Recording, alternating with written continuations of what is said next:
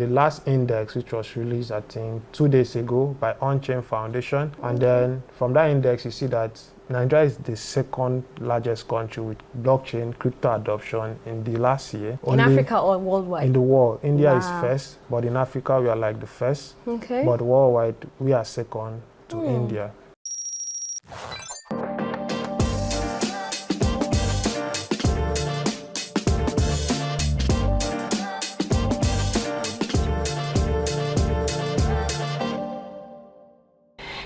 And welcome to another very engaging and interesting episode of Connect, brought to you by Crypto Street TV, where we get to supercharge your cryptocurrency and blockchain adventure, as well as other conversations from business, finance, technology, innovation, and whatever it is. My name is Choma Otie, and it's a pleasure to be here. Today, I'll be having a really great conversation with an ambassador of LISC. So I'll give him the honors of introducing himself, after which we jump into the conversation of today. So, gentlemen, please can you introduce yourself? My name is Etette Etok. I'm a software engineer.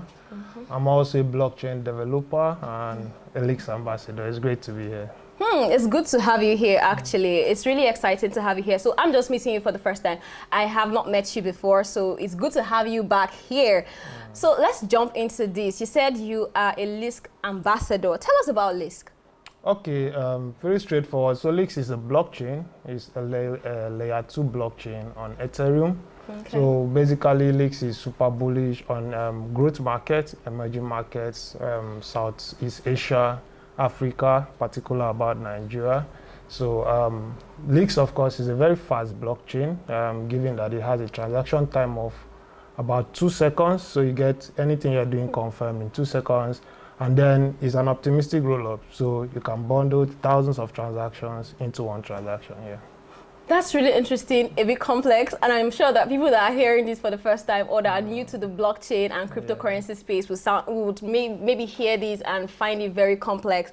But then I think I get to some extent, right? So I know that you've been here before, like I said, right? And I know that between the time when you were here and now, there's been updates in LISC. So speak to us about that. What is new in LISC? Okay, so a lot is going on in LISC right now. I mean, we just launched the IR Builders Program, an incubation program for developers, businesses, founders in Nigeria. That's in collaboration with what we already have ongoing with Civil Labs, another accelerator program. And then we also have here in Nigeria, we have an educational stuff. We have the Cypher 2.0 going on, onboarding developers into the Web3 ecosystem. And concurrently, we have the no-code bootcamp for people that are not devs. They can actually get blockchain education and definitely stuff like that. And outside that, we've been here and there with the Builders Road Tour. We had some over last week. We were at Kaduna, Jos, Owerri. And this Saturday we'll be in Abuja. So we kind of like getting everyone trying to get as many as we can on the Web3 ecosystem. Yeah. That's great, and I must say it is very forward-thinking. I was thinking that you people operate only in Nigeria, but hearing you and knowing the part you're going into the core north, you're going into plenty parts of Nigeria. I think that's great. So I know that blockchain, cryptocurrency, is a fairly new concept in Nigeria, and it keeps evolving. So can you tell us some protocols that you think will be beneficial to the Nigerian ecosystem? When you say like protocol, so I'm thinking like blockchains that can be. Of course, LISC is very beneficial. Like I said, LISC is super bullish on growth markets like Nigeria. I mean, they are also in Kenya, Ghana, SA, in Africa, expanding. But super bullish on Nigeria because while Nigeria has the highest crypto adoption in Africa, according to the last report, and number 2 in the world actually, only behind India. So Nigeria as a growth market, of course, can benefit from the many solutions that are coming out on the blockchain. I mean, LISC is sponsoring a lot of hackathons. I am a judge in most of these hackathons, and I've seen amazing projects.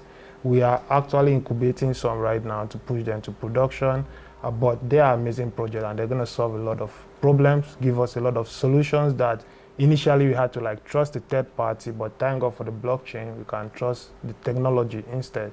And then there are a lot of them coming up. So yeah, I'll just keep that at that for now. It seems like there's a lot in the pipeline, and there'll be a lot to add to the pipeline. So very interesting. I'm going to pick it up from where you talked about the hackathon. I know that you recently attended a conference, a Web3 conference and hackathon in Lagos. So speak to us about it. What went on there? Enlighten us a bit. Okay, so the Web3 Lagos conference was a gathering of blockchain enthusiasts, developers, protocols, like you said, but Leaks was there from the beginning because we went to the hacker house where they had the hackathon. So we had a 3-day interaction with the developers. We're there to help them like solve any problem they had on building on Leaks. And they had, we had almost, I think, about 14 projects that deployed on Leaks from that particular hackathon. Wow, interesting. Thereafter was the Web3 Lagos conference, and we had a presentation. We had our lead in Africa flying from Kenya. We also had someone from France from the Leaks core team here in Lagos. And then all through the event, it was all about reaching the wider audience, trying to onboard the next billion users into the Web3 ecosystem. That must have been a lot.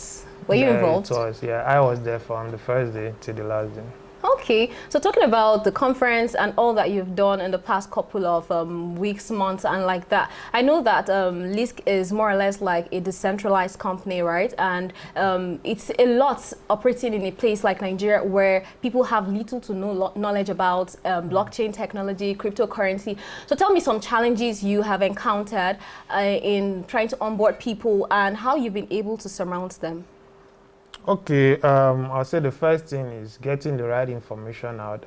There's a lot of misinformation in the space, right? Is. So, and Leaks is super bullish on this because not just for the developers, we are more concerned about the users, people that do not have technical skills, right? But they still need to be educated so that we can wave away the myths surrounding blockchain. Because to an average Nigerian, from experience, if I speak to someone about blockchain, the first thought is cryptocurrency, which is fine, but then people they are not aware that is wider than the cryptocurrency. It's not just about cryptocurrency, which is finance. We could actually apply blockchain to healthcare, to agriculture, education, our voting system. If we have it on chain, we won't have any need to, That's so true. There's a lot more, and then Leaks is doing this, and we've been in the we have collaborations with communities, and that's the approach we use. So we make collaborations with communities and then try to push the education through there. Currently, we have a cohort going on in Web3 Bridge, Lagos.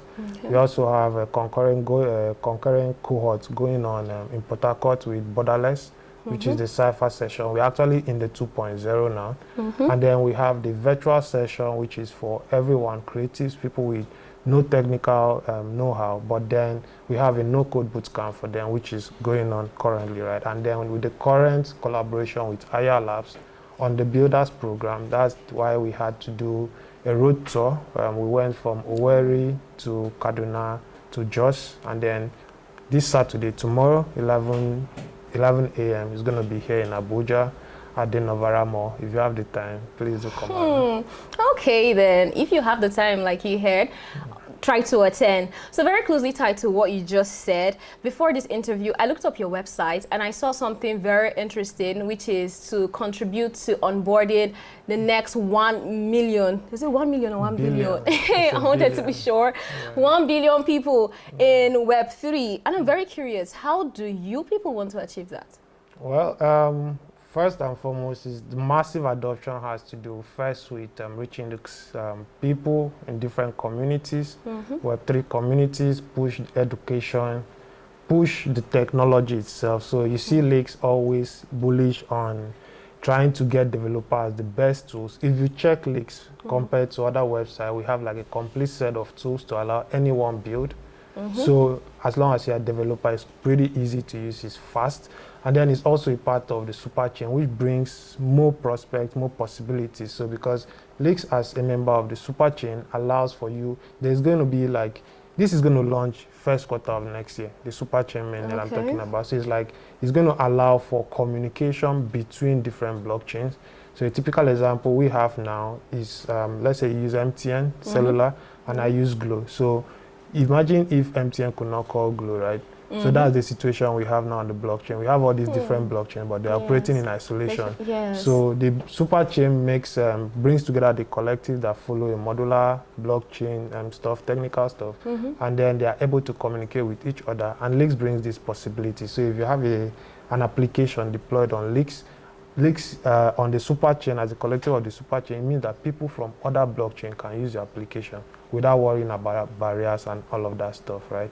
So those are some of the things that is very keen on that. And also Leaks itself, like I said, it's from inception, Leaks was made for trying to get people to use the blockchain. So we are super focused on how best to get people to use the blockchain, and that's how we are going to drive adoption through education and then through empowering these developers to build the application so that others can use it. Yeah. Interesting stuff. I mean, this sounds really proactive, and it already sounds like something that's going to cause a revolution in the blockchain and cryptocurrency space. Yeah, but still staying on that, that is recruiting or onboarding of about 1 billion people to Web3. That might bring some glitches here and there because that's quite a number. So do you envisage any problem in terms of the scalability? No, I don't. Leaks as itself is already solved as a blockchain on L2. It already solves a lot of problems. It's scalable.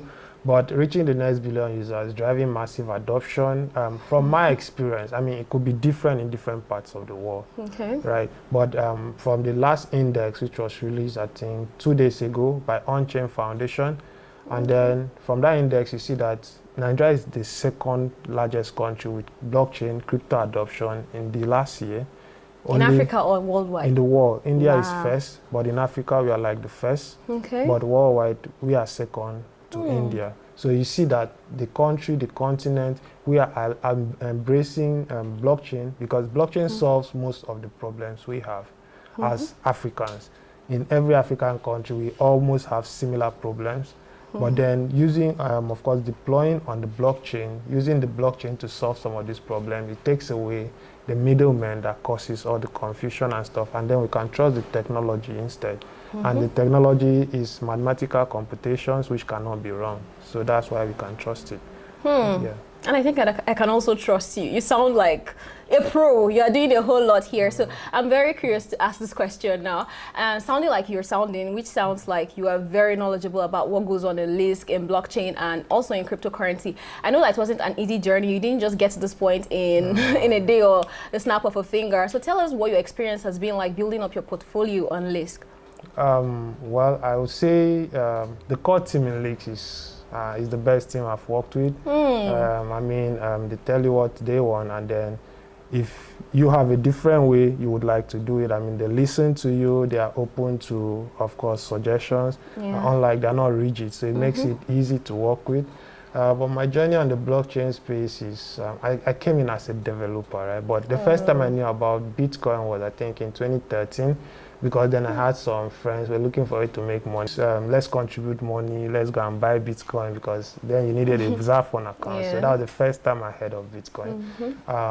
I finished this university as a mechanical engineer, but later on I transitioned into software engineering. And then already I had this knowledge of blockchain in terms of tokens, crypto, like everybody knows now, but not as a developer. And then coming from the software engineering side, I found an opportunity with Ecolance, and then I took it.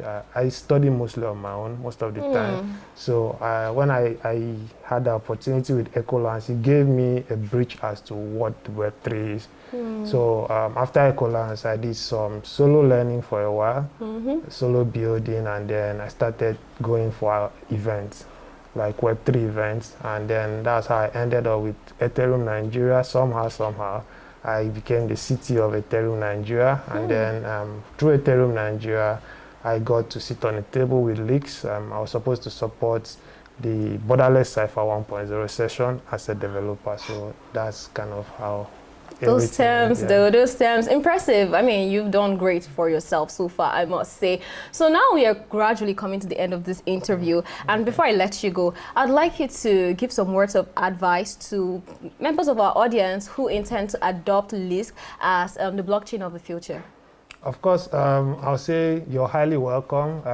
We are open to you. We have an active Telegram community. We have an active community generally in Nigeria. I'm spread across different cities, Lagos, Abuja here, and Port Harcourt. And then it's pretty easy. We host events. If you've not heard about us, visit our website. Of course, you have more information there. Try to check out Lakes on X.